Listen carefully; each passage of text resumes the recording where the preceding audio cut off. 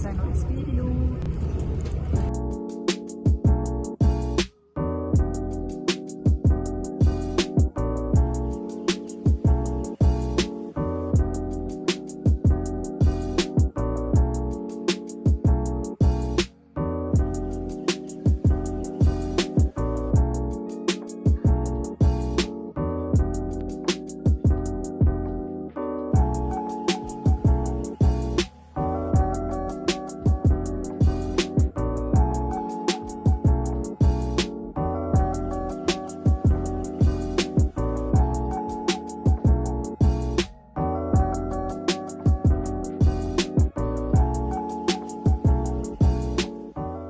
Ich spaziere noch ein kleines Stückchen zu meinem Platz, an dem ich dann über ein Thema sprechen werde, was mich im Moment sehr stark begleitet.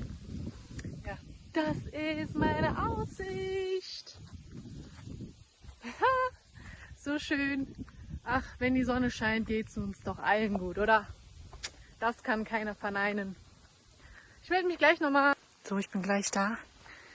Jetzt sieht es so aus. Ich bin jetzt mitten im Wald und heute ist tatsächlich ziemlich viel los. Heute ist aber auch Sonntag. Alle sind draußen, die Sonne scheint. So, dann geht man hier runter. Und ja, oh Mann, ich liebe die Natur, ne? Schaut mal, wie cool das hier aussieht. Nee, aber was ich sagen wollte, ich fühle mich gerade ein bisschen komisch, weil ich hier in dem Outfit hier rumlaufe mit so einer Tasche. Man denkt, Girl, where are you going? Ja, ich will nur ein Video drehen, Leute. Ich will nur ein Video drehen. Ja, ich fühle mich auch ganz schlecht, dass ich hier mit den Schuhen rumlaufe. Ich hoffe, die werden nicht dreckig. Leute, ich kann es nicht oft genug sagen, ne? Aber geht in die Natur. Geht in die Natur. For real. Es gibt keine Probleme. Checkt ihr, es gibt gerade kein Problem. Seid im Hier und Jetzt. Und genießt einfach euer Leben. Mein Gott, das Leben ist schon ernst genug. Jeder will immer was von einem. Oh mein Gott, jetzt wird doch richtig laut hier.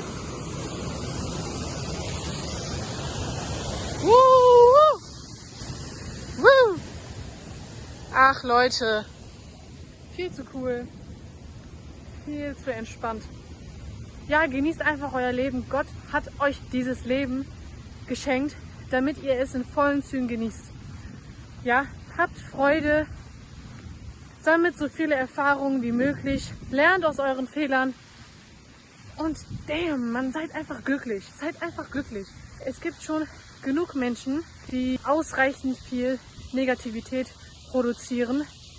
Sei du nicht auch einer von denen, ja? Sei bitte du auch nicht einer von denen. Oh mein Gott. Jetzt kommen die Fliegen. Egal, sollen die kommen. Sollen die kommen, die leben ja auch hier. Ach ja, wie schön. Wow. Leute, schaut mal. Hier haben wir eine meiner Lieblingspflanzen. Wenn man hier diese, ups, ihr habt's gesehen, ne? Zack. Die Pflanze sieht aber auch schön aus. Ist sie giftig? Wisst ihr das? Schreibt's mal in die Kommentare.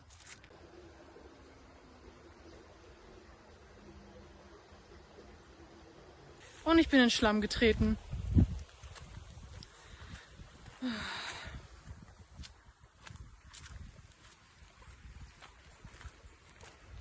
Wisst ihr was? Ich setze mich jetzt einfach dahin. Okay? Leider hat mein Mikrofon seinen Geist aufgegeben und ich hoffe, dass die Lautstärke so in Ordnung ist. Ich versuche ein bisschen lauter zu reden. Hier waren auch gerade schon 2 Leute. War mir maximal unangenehm. Es nervt mich ja jetzt richtig, dass mein Mikrofon nicht funktioniert. Mann. Hey Leute, mein Mikrofon funktioniert. Worüber ich sprechen wollte, war, dass ich die letzten Tage wieder vermehrt beobachtet habe, dass alle gestresst sind, alle nur ihren Fokus auf ihre Probleme richten und ja, dass irgendwie alles zu viel für uns, natürlich auch für mich, ne? Ich bin da auch mit eingeschlossen. Ja, dass einfach alles im Moment zu viel für uns ist. Und ich habe so ein bisschen überlegt, woran das liegen könnte, weil meiner Meinung nach hat vieles mit Fokus zu tun, ne? Also, darauf, wo wir uns am meisten fokussieren, daraus entsteht dann auch alles. Also beispielsweise, wenn du dich auf das Positive konzentrierst, dann passieren auch vermehrt positive Dinge. Dir fallen mehr positivere Dinge auf. Und dasselbe passiert auch, wenn du dich nur auf deine Probleme konzentrierst, dann siehst du aber auch nur Probleme und das Negative überall. Ich glaube halt, dass man dieses Problem unter anderem mit Dankbarkeit lösen könnte.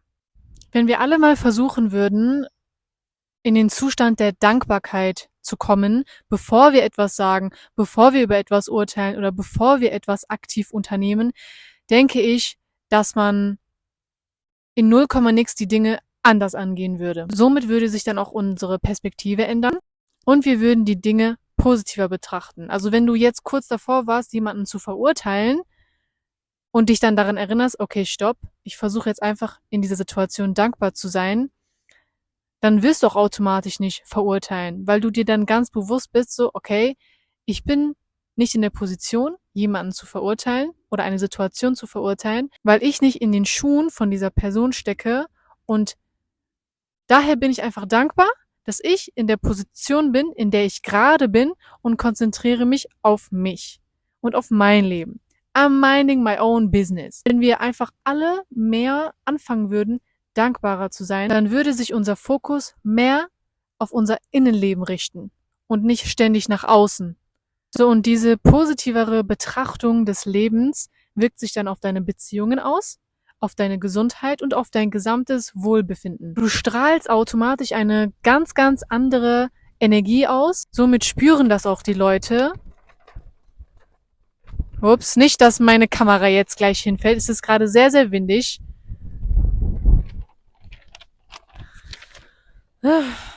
Und je leichter du auch mit dem Leben umgehst, diese Kamera, ne? Wirst du auch Leichtigkeit in dein Leben hineinziehen. Das Leben lässt sich dann dementsprechend viel einfacher leben. Ich frage dich, auf was konzentrierst du dich gerade in deinem Leben? Auf Probleme oder auf Lösungen? Ja, und je mehr du dich auf dich selber konzentrierst und auf das, was Gott dir auch schon bereits gegeben hat. Du hast dir zum Beispiel nicht ausgesucht, da zu leben, wo du gerade lebst, oder du hast dir deine Hautfarbe nicht ausgesucht, du hast dir deine Herkunft nicht ausgesucht. Das sind alles Dinge, die Gott dir schon geschenkt hat. Und in deiner Macht liegt es dann, das Beste aus dieser Situation zu machen und dein bestes Leben zu leben. Oder du entscheidest dich, alle um dich herum zu verurteilen, dich mit eingeschlossen und dein ganzes Leben schlecht zu reden. Mir ist aufgefallen, je mehr ich in Dankbarkeit lebe, desto mehr verliere ich Step by Step meine Ängste. Selbst Studien belegen, dass die Steigerung von Dankbarkeit Stress verringert. Außerdem habe ich auch gelesen, dass das Gehirn nicht gleichzeitig dankbar und ängstlich sein kann. Also entweder bist du in dem einen Zustand oder in dem anderen. Beides geht nicht. Dazu gebe ich dir eine Parallele aus der Bibel. Gott sagt zum Beispiel 365 Mal in der Bibel, fürchte dich nicht. Das sollte dich jetzt eigentlich schon zum Nachdenken bringen. Denn dieser Satz steht in direkter Verbindung zur Dankbarkeit. Er sagt, fürchte dich nicht, also was sollst du sein? Erinnere dich, dankbar und ängstlich sein geht nicht zugleich, ne? Also, sei dankbar. Konzentriere dich nicht so sehr auf deine Probleme. Dankbarkeit führt auch dazu, dass du im Hier und Jetzt ankommst. Oft sind wir nämlich in der Vergangenheit, dann sind wir in der Zukunft, wir haben Zukunftsängste, wir ärgern uns darüber, was unser Nachbar vor 10 Jahren gesagt hat und haben immer noch nicht losgelassen. Wir haben ihm immer noch nicht vergeben. Und somit bleibt auch der Stress in unserem Körper und wir aktivieren durch die Erinnerung immer wieder erneut dieselben Gefühle in unserem Körper und diese Gefühle schütten erneut Stresshormone aus. Und es fühlt sich dann auch so an, als wären wir wieder in derselben Situation wie vor 10 Jahren. Das alles kann man aber sehr, sehr einfach vermeiden, indem man vergibt und loslässt und alle seine Probleme auf Gott wirft. Dazu kann ich nur sagen, vertraue auf Gott, auf den allgegenwärtigen Gott, denn er weiß, was morgen passieren wird. Und wenn du weißt, dass er existiert, dann solltest du auch wissen, dass er dich liebt und er dir nichts Böses will und nur dein Bestes will. Also vertraue auf ihn und übergib ihm die Kontrolle. Du brauchst gar nichts zu kontrollieren. Das Einzige, was du tun kannst, ist, das Beste aus allem zu machen. Mit den Mitteln, die du bereits hast. Der Rest liegt so oder so bei Gott. Es gibt auch so einen Spruch. Let go and let God. Lass los und lasse Gott tun. Dazu gibt's auch eine wunderbare Bibelstelle. Jesaja 43, Vers 19. Schaut nach vorne, denn ich will etwas Neues tun. Ne? Vergesse das Alte. Und okay, Gott hat was Neues für uns. Es hat schon begonnen. Habt ihr es noch nicht gemerkt? Haben wir es noch nicht gemerkt, dass das, was in der Vergangenheit liegt, nicht mehr existiert? Es ist nicht mehr da. Du bist im jetzigen Moment und die Veränderung liegt auch im Jetzt. Nicht das, was gestern war, nicht das, was vor 10 Jahren war, jetzt. Dann Matthäus 6,34, so seid nun nicht besorgt um den morgigen Tag. Denn der morgige Tag wird für sich selbst sorgen. Jeder Tag hat an seinem Übel genug. Wieder die Message, schau nicht darauf, was morgen passieren kann, sondern sei mit dem zufrieden, was du heute, was du jetzt hast und mach das Beste draus. Und 1. Petrus 5,7, das habe ich auch vorhin schon gesagt, werft alle eure Sorgen auf ihn, also auf Gott, denn er kümmert sich um euch. Es gibt keinen Grund, ängstlich zu sein. Gott kümmert sich um alles. Es gibt aber 1000 Gründe, um dankbar zu sein. Versteht mich nicht falsch. Wenn du deine Sorgen auf Gott wirfst, heißt es nicht, dass du automatisch passiv wirst. Es geht nur darum, den Stress loszulassen und den Ballast loszulassen. Alles loszulassen, was sich einfach gerade schwer anfühlt. Und sobald du dich dann leichter fühlst, agierst du automatisch aus einer anderen Energie heraus, aus einem ganz anderen Zustand heraus. Und wenn du in einem positiveren Zustand bist, dann kannst du auch positivere Dinge bewirken. Wenn du im Zustand der Dankbarkeit bist, würdigst du Gott. Denn Dankbarkeit ist ein Ausdruck der Anerkennung Gottes als Schöpfer und Erhalter des Lebens. So, der nächste Punkt. Die Dankbarkeit führt dazu, dass du aufhörst, dich mit anderen zu vergleichen. Das Gras ist nicht immer grüner beim Nachbarn, existiert nicht ohne Grund. Wenn du undankbar bist, schaust du auf deine Probleme. Dann siehst du aber, dass es den anderen scheinbar gut geht, dann fängst du plötzlich an, eifersüchtig zu werden, neidisch zu werden, undankbar zu werden. Vergiss niemals, dass jeder seine eigenen Probleme hat. Auch wenn du manchmal nur das Gute siehst, muss es nicht immer gut sein. Und wenn es gut ist, dann hast du nicht gesehen, was diese Person alles geopfert hat, um dahin zu kommen, wo sie gerade ist. Vergiss niemals, du weißt nie, was zu 100% bei deinen Freunden abgeht, bei fremden Leuten, bei Stars, was auch immer. Daher macht es auch keinen Sinn, deren Leben zu bewerten oder zu verurteilen oder es gut zu reden. Du kannst dir höchstens Inspiration holen, ob gut oder schlecht, und den Rest überlässt du einfach den anderen. Kümmere dich um dich, bewässere lieber deinen Garten und sorg dafür, dass du das Beste aus dem machst, was du einfach gerade hast. Ey, mein Fuß ist eingeschlafen. Aua. Wenn dir die ganzen Erklärungen im Zusammenhang mit der Bibel nicht gereicht haben, dann habe ich noch etwas aus der Biologie. Und zwar, wenn du dankbar bist, löst dein Gehirn Neurotransmitter aus. Und von den Neurotransmittern hast du wahrscheinlich schon was gehört, und zwar Dopamin und Serotonin. So, und die führen zu Glücksgefühlen und aktivieren das Belohnungssystem. Das heißt also, regelmäßige Dankbarkeitspraktiken stärken unter anderem die graue Substanz im Gehirn. Okay, es wird jetzt wieder etwas windiger und kälter, aber ich hoffe, das passt so alles mit dem Ton und dem Bild. Früher war das so, dass ich in einem eher negativeren Zustand war und nur Probleme gesehen habe. Und wenn mir dann was Schlimmes passiert ist, dann dachte ich mir, ja, schau mal, und schon wieder. Aber ich habe gar nicht gemerkt, dass ich mir das alles eigentlich selber angetan habe. Je dankbarer ich dann in meinem Leben geworden bin, bin ich mit den schlimmen Dingen, die mir passiert sind, komplett anders umgegangen. So, dann haben wir noch die graue Substanz, die für Informationsverarbeitung sorgt. Wenig graue Substanz, ich weiß nicht, ob der ein oder andere schon mal was davon gehört hat, aber wenig davon kann zu Alzheimer führen. Und das wollen wir nicht, ne? Also ich merke ja jetzt schon, dass ich oft Dinge vergesse. Ich kämpfe auch dagegen an. Es gibt einen enormen Rückgang der grauen Substanz in unserer Gesellschaft. Und das hat sehr, sehr viel mit unserer Ernährung zu tun, mit Alkohol, mit Drogen, wie wir mit Dingen umgehen, Stress.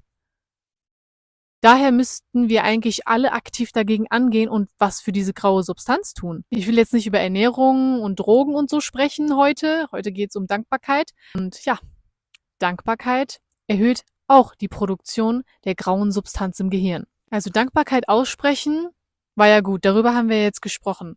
Aber du kannst dir auch zum Beispiel aufschreiben, wofür du dankbar bist. Du kannst dir jeden Morgen und jeden Abend aufschreiben, was du Neues erlebt hast und wofür du dankbar bist. Und du wirst sehr, sehr schnell erkennen, dass Gott eigentlich schon die ganze Zeit aktiv ist in deinem Leben und dich schon in so vielen Bereichen gesegnet hat. Das wird dann die Dankbarkeit in dir noch mehr verstärken. Worauf kommen wir jetzt wieder zurück? Fokus. Fokussiere dich auf die guten Dinge in deinem Leben. Wenn du jetzt noch keine Ahnung hast, wofür du dankbar bist, dann fang mit den kleinen Dingen an. Ja? Danke, dass ich 2 Augen habe. Danke, dass ich 2 gesunde Beine habe. Es ist nicht selbstverständlich, 2 gesunde Beine zu haben, ne? Absolut nicht. Also fang mit den kleinen Dingen an und je öfter du das machst, desto mehr wirst du dich steigern und wie gesagt, dann auch sehen, wo dich Gott schon alles gesegnet hat. Zum Schluss habe ich dann noch 3 Bibelstellen, und zwar 1. Thessalonicher 5, 16 bis 18. Seid alle Zeit fröhlich. Betet ohne Unterlass. Seid dankbar in allen Dingen. In allen Dingen. Manchmal bin ich sogar dankbar für das, was ich nicht habe. Denn es gibt einen Grund, warum ich jetzt beispielsweise noch kein Haus habe. Gott weiß warum. Vielleicht könnte ich mit dem Haus gar nicht umgehen. Sei dankbar für das, was du hast und für das, was du nicht hast, denn es gibt einen Grund für alles. Philipper 4, 6 bis 7. Sorgt euch um nichts, sondern in allen Dingen lasst eure Bitten im Gebet und Flehen mit Danksagung vor Gott kund werden.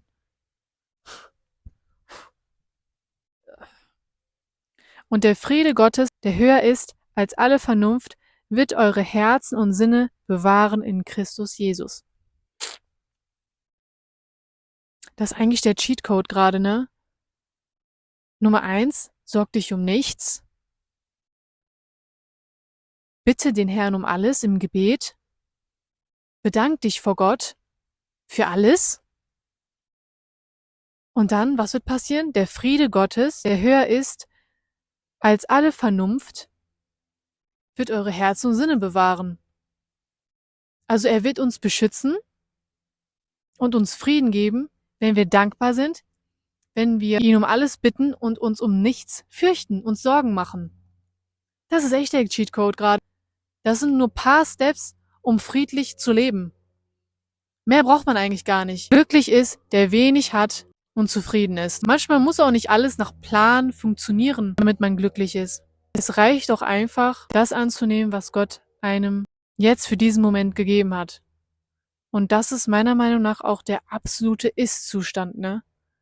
Du bist nicht im Morgen, du bist nicht im Gestern, du bist im absoluten Ist. Ich bin. Und Gott sagt auch, so stellt er sich vor, ich bin, der ich bin.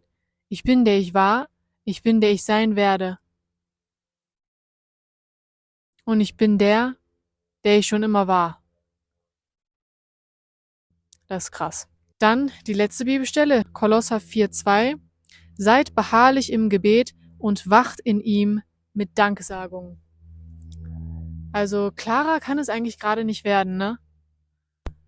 Ich habe gerade den absoluten Cheatcode gefunden, um friedlich zu leben. Ich hoffe, dass diese Erkenntnis noch klarer wird und das Ganze noch eine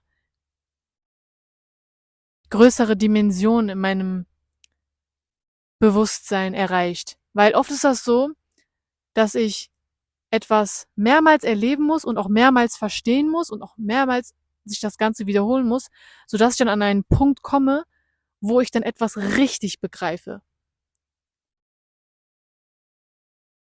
Und wenn ich dann etwas vollständig begriffen habe, dann kremple ich auch mein Leben um und handle auch ganz anders.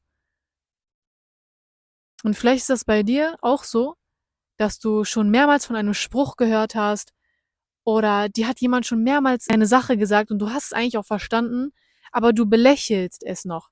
Du nimmst es noch nicht ganz ernst.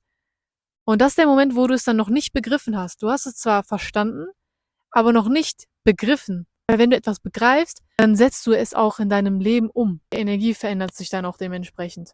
Und jetzt schauen wir nochmal um uns herum. Es ist immer noch keiner da, Aber ich werde gerade umzingelt von etlichen Insekten und ich kann das alles nicht mehr.